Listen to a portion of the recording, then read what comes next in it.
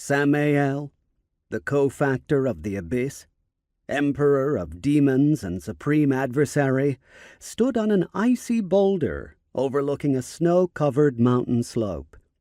Samael was in his preferred human form and bundled tightly in his high-altitude furs. This slope, at a relatively low altitude, was far colder than the highest peak he had ever scaled in the Abyss. It was, in short, quite remarkable. The current temperature on the side of this active volcano was far below anything he had seen in the Abyss during his extremely long reign. The ambient temperature should have been near the boiling point of water. Instead, a few minutes ago, he had seen his breath start to liquefy as it left his body and cooled.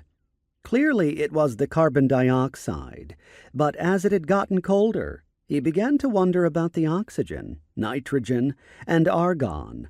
This form liked to breathe, and it would be terribly inconvenient if the air suddenly became liquid. His furs would also get soggy. Crunch came a loud sound from the battlefield he was surveying. He shook his head in admiration. A giant stone sphinx had just squashed another frozen knight of chaos. Tom had certainly outdone himself here. He had never expected the 2,000-plus assorted lower-ranked demons to do much against the Orcs, and they had not. The Orcs had always been a true force to be reckoned with, and with an active Mount Doom, well, the idiots should have expected to get buried under volcanic ash and lava. That fight had been almost comical. The Knights of Chaos, on the other hand, that was quite unexpected. The fact that Tom and his best warriors had been able to kill a few of them under normal circumstances was impressive.